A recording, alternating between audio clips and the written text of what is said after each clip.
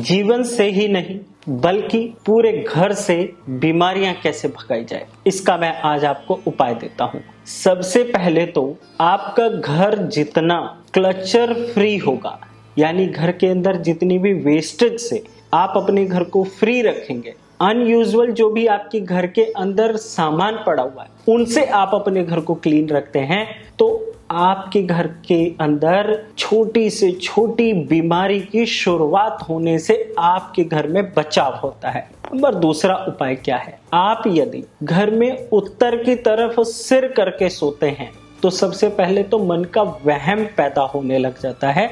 मानसिक बीमारियां पहले आपके अंदर आती हैं, उसके बाद वो धीरे धीरे करके शरीर में जगह बना लेती हैं। तो इसीलिए बाय डिफॉल्ट हर किसी को दक्षिण दिशा की तरफ, पूर्व दिशा की तरफ या पश्चिम दिशा की तरफ सिर करके सोना चाहिए as per your horoscope. Clear है बात। इसके बाद नंबर 3 क्या है, घर के अंदर बंद घड़ियां बिल्कुल भी ना रखें, घर के अंदर जंग लगा हुआ लोहा बिल्कुल ना रखें, टूटे फूटे आपके घर के अंदर खिलौने वगैरह नहीं होने चाहिए।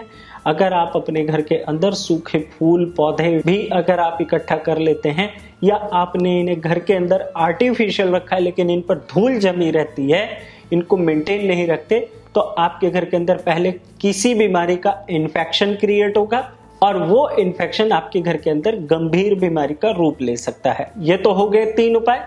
चौथा उपाय क्या है, घर के टॉयलेट और बाथरूम, मैंने ज्यादातर अपनी वीडियोस में कहा है, घर के टॉयलेट और बाथरूम साफ रखने से आपकी जन्म कुंडली के अंदर राहु केतु मजबूत फल देते हैं, यानी अच्छा फल देते हैं, अशुभ फल नहीं देते। और ये भी कहा जाता है कि राहु जिस ग्रह की राशि में बैठे हों या राहु जिस ग्रह के साथ बैठे हों, जिस भाव के अंदर बैठे हों और इनके ऊपर जिस ग्रह की दृष्टि पड़ रही हो, ये उन सब को खराब कर देते हैं यदि खराब हो तो। इसीलिए इनका जो भी स्थान हो इनको बिल्कुल साफ सुथरा रखें, मेंटेन रखें।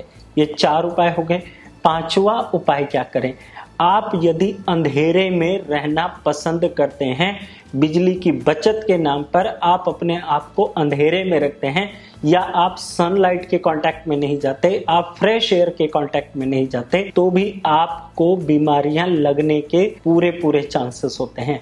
इसीलिए सुबह सूर्योदय के पहले और शाम को जब तक सूर्य उदय हैं, यानी जब तक अस्त नहीं हो जाते, तब तक आप जब भी संभव हो सके सन के और प्योर एयर के कांटेक्ट में जरूर आइए।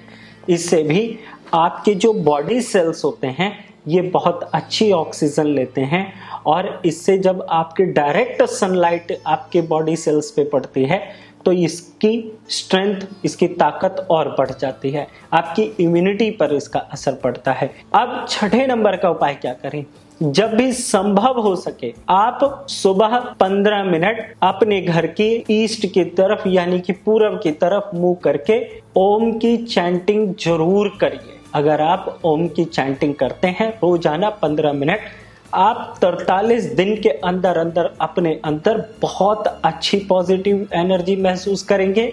आप जो सोचेंगे आपका सोचा हुआ पूरा होने लग जाएगा सात्विकता के तौर पर, और आपके अंदर जितनी भी नेगेटिव एनर्जी है वो अपने आप खत्म होने लग जाएगी और इसके बहुत सारे फायदे हैं। मैं आपको यहाँ पर अगर फायदे गिनाने पे आ जाऊं तो मेरी लाइफ क्या सबकी जिंदगी कम पड़ जाएगी फायदे गिनाते गिनाते। इसीलिए ये जो 6ठे नंबर का मैंने आपको उपाय बताया, ये सिर्फ आपकी लाइफ से नहीं बल्कि पूरे घर की जिंदगी के लिए बहुत बेहतर रहेगा, सबकी बीमारी भगाने में ये मददगार साबित होगा। और एक बात क्लियर कर देता हूँ, आपके शरीर के जिस हिस्से में कमजोरी महसूस हो उसका इलाज आपको समय रहते जरूर कर लेना चाहिए, जिससे आपको कभी कोई बीमारी ना आए और अगर आए भी तो आप उसे जल्दी से क्योर कर सकें। और आपकी जन्म कुंडली का 12वां भाव आपकी कमजोरी का होता है, इसीलिए आप अपनी जन्म कुंडली किसी बेहतर ज्योतिषाचार्य को दिखा करके अपने उपाय समय रहते कर लीजिए।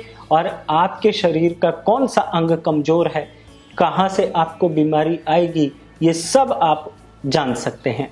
वीडियो कैसा लगा मुझे कमेंट करके जरूर बताइएगा। आप यदि अपनी जन्म कुंडली का कंसल्टेशन लेना चाहते हैं तो नीचे स्क्रीन पर दिए नंबर पे कॉल करके आप अपना अपॉइंटमेंट फिक्स कर सकते हैं। और यदि आप दिल्ली के बाहर रहते हैं या आप नहीं मिलने आ सकते हैं तो आप वीडियो कॉल अपॉइंटमेंट भी अपनी फिक्स कर सकते हैं। मैं आपको 100% प्योरिटी श्योरिटी